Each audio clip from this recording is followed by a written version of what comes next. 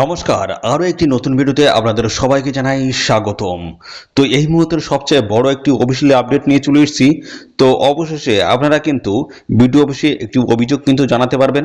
আপনাদের যদি under inquiry এরকম যদি শো করে স্ট্যাটাসে, এবং সাথে সাথে আপনাদের যদি আন্ডার প্রসেস যদি থাকে এবং পেমেন্ট ফেইলোর, সাথে সাথে সাবমিটেড, অ্যাপ্রুভ থাকলে তো কোনো কথাই নেই, আপনাদের ঠিক আছে, পেন্ডিং। তো এই সমস্ত বিষয়গুলো নিয়ে কিন্তু আপনারা অভিযোগ জানাতে পারবেন। পাশাপাশি আপনার বাড়িতেও কিন্তু আইসিডিএস যে সমস্ত কর্মী রয়েছে বা ইনকোয়ারি অফিসার রয়েছে তারা কিন্তু আপনাদের বাড়িতে আসবে। তার জন্য কিন্তু দেখুন, এরকম একটি আপনাদের কিন্তু একটা ফর্ম কিন্তু ফিল করে আপনাদের কিন্তু অভিযোগটা জানাতে হবে। ঠিক আছে, তো এই ফর্মটা আপনাদের কীভাবে ফিল করতে হবে সমস্তটাই জানাবো। তার আগে জানিয়ে দিই, দেখুন এখানে এই স্ট্যাটাসে প্রথমে দেখাচ্ছিল, দেখুন রিজেক্টেড কিন্তু তার প্রথমে দেখাচ্ছিল 3/7/2026 এই ডেটে, এবং তারপরে দেখুন 5 তারিখে কিন্তু তাকে দেখাচ্ছে আন্ডার ইনকোয়ারি। তো এরকম কিন্তু বিভিন্ন সমস্যা হচ্ছে। তো প্রথমে একরকম দেখাচ্ছে, পরবর্তীতে দেখাচ্ছে সেটা চেঞ্জ হয়ে আর এক রকম হয়ে গেছে। ঠিক আছে, তো এই সমস্যাগুলো কিন্তু প্রত্যেকেরই হচ্ছে।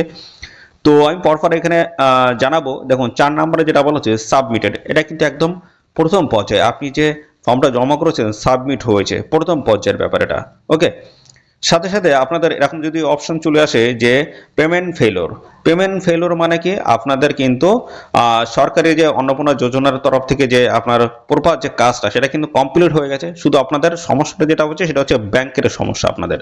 ঠিক আছে, ব্যাংকের কিন্তু সমস্যা, অর্থাৎ সেটা আপনাদের ডিবিটি লিঙ্ক দেখাচ্ছে অ্যাক্টিভ আছে, কিন্তু দেখা যাচ্ছে সেটা প্রপারভাবে অ্যাক্টিভ হয়তো নেই। সেটা আপনারা ব্যাংকে গিয়ে আবার পুনরায় চেক করুন। আপনারা চেক করছেন, বাড়িতে বসে দেখা যাচ্ছে সেখানে অ্যাক্টিভ দেখাচ্ছে, ডিবিটি লিঙ্ক এনেবল দেখাচ্ছে, কিন্তু আদৌ সেটা দেখা যাচ্ছে ব্যাংকের ক্ষেত্রে হয়তো সেটা সমস্যা হতে পারে। আপনারা সরাসরি ব্যাংকে গিয়ে যোগাযোগ করতে পারেন। তো এই ডিবিটি লিঙ্কের কারণবশত কিন্তু এই সমস্যা হতে পারে, অথবা ব্যাংকে কোনো সমস্যা থাকতে পারে আপনার।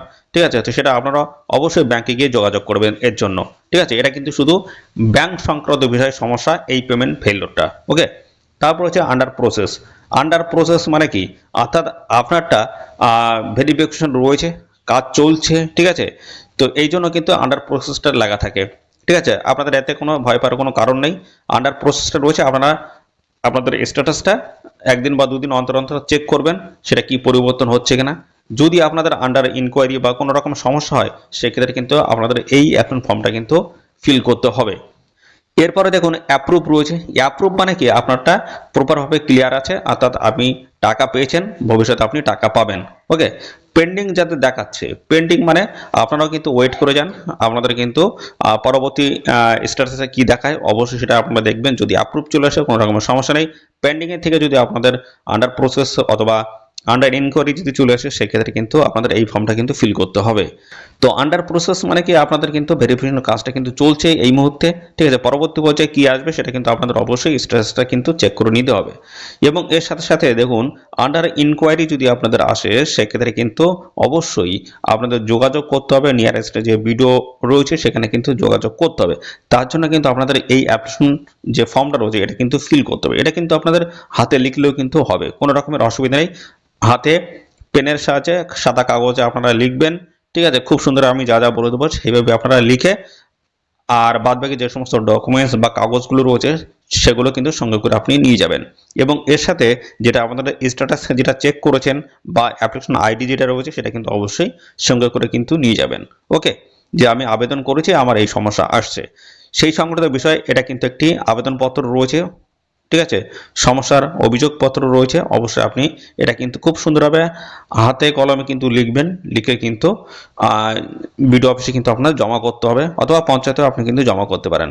তো বিডিও অফিসের থেকে কিন্তু এরকম অ্যাপ্লিকেশন ফর্ম কিন্তু দিচ্ছে। ওকে, তো দেখো বলা হচ্ছে আন্ডার ইনকোয়ারি যদি আপনার থাকে, এই সংক্রান্ত সমস্যা যদি থাকে, আপনার কিন্তু এটা লিখতে হবে। মাননীয় ব্লক উন্নয়ন আধিকারিক বিডিও, এখানে ব্লকের নামটা লিখে দেবেন, আর আপনার জেলার নামটা কিন্তু এখানে হবে।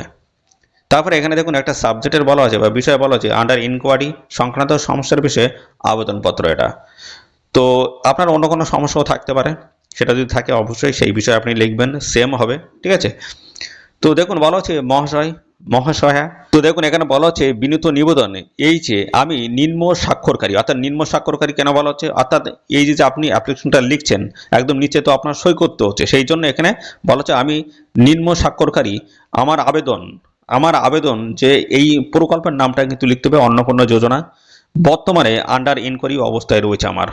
তো বিষয়টি দ্রুত তদন্ত করে যথাযথ ব্যবস্থা গ্রহণের জন্য আপনার নিকট আবেদন জানাচ্ছি, এটা কিন্তু আপনার লিখতে হবে, খুব সুন্দর হবে। এবার দেখুন আবেদনকারীর তথ্য, অর্থাৎ যে এখানে আবেদনটা জানাচ্ছেন তার কিন্তু তথ্যটা দিতে হবে। আবেদনকারীর নাম, ঠিক আছে, এবং তার পিতা বা স্বামীর নাম যেটা আছে বর্তমান, আপনি যেটা যাকে হেড অফ দ্য ফ্যামিলি রেখেছিলেন তার নামটা কিন্তু এখানে দিতে হবে। তারপরে দেখুন এখানে আপনার পুরো ঠিকানাটা কিন্তু দিতে হবে, ঠিক আছে, যেমন গ্রাম হবে গ্রাম পঞ্চায়েতের নাম, পোস্ট অফিস হবে, ব্লকের নাম দেবেন, তারপরে পাশাপাশি রয়েছে আপনার জেলার নামটা, মোবাইল নাম্বারটা এখানে দেবেন, আধার নাম্বারটা এখানে দেবেন, শেষ 4 সংখ্যা কিন্তু বলেছে, আধার নাম্বারটা এখানে দেবেন, তারপরে আবেদন বা রেজিস্ট্রেশন নাম্বার বা আইডি নাম্বার। আইডি নাম্বার কোনটি? আইডি নাম্বার হচ্ছে কিন্তু আপনার এটা হচ্ছে আইডি নাম্বারটা আপনি কিন্তু দিয়ে দেবেন। ওকে, চলুন তারপরে কি বলা হচ্ছে। তারপরে দেখুন এখানে সমস্যার বিবরণটা আপনার জানাতে হবে, কী ধরনের সমস্যা হয়েছে, আগে কি ছিল, আগে কোনো কিছু ছিল কিনা। দেখাচ্ছে আপনার আগে দেখাচ্ছে এলো আন্ডার প্রসেস দেখাচ্ছিল, বর্তমানে আপনার পেন্ডিং বা যাই হোক যেটাই আসুক না কেন আপনার সেটা কিন্তু জানাতে হবে, এখানে লিখে বাংলায় লিখে জানাবেন একদম, ঠিক আছে।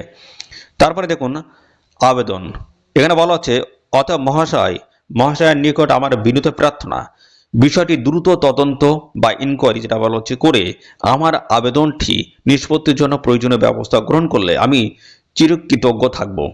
ঠিক আছে, এটা আপনার লিখতে হবে। ধন্যবাদ আনতে এবার আবেদনকারীর স্বাক্ষর, অর্থাৎ যিনি এখানে আবেদন করছেন তার নামটা লিখতে হবে, আবার তার নামটা লিখতে হবে, এখানে কিন্তু স্বাক্ষরটা, ঠিক আছে, তারপরে আবার নামটা লিখতে হবে, এখানে ডেটটা দিতে হবে, যে ডেটে আপনি জমা করছেন বা যে ডেটে বিডিও অফিসে আপনি জমা করছেন সেই ডেটটা দেবেন, তারপরে এখানে আপনার গ্রামের নামটা দিয়ে দেবেন।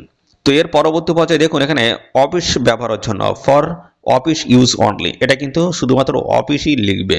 তো আপনি যদি লিখে দেন কোনো অসুবিধা নেই।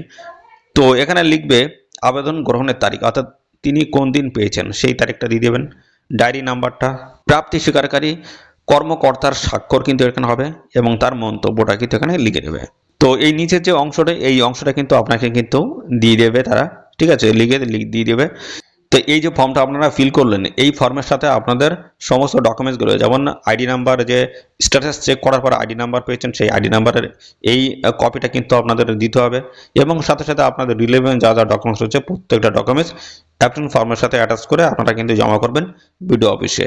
ওকে, এবং তারপরে কিন্তু আপনাদের পরবর্তী পর্যায়ে স্ট্যাটাসটা আপনারা চেক করবেন।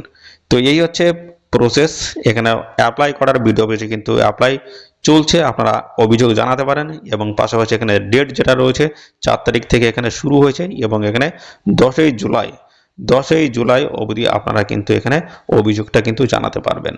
ঠিক আছে, তো এখনই আপনারা আপনাদের নিকটস্থ যে বিডিও অফিস রয়েছে সেখানে কিন্তু আপনারা যোগাযোগ করুন এবং এরকম অ্যাপ্লিকেশন লিখে আপনারা সাবমিট করুন।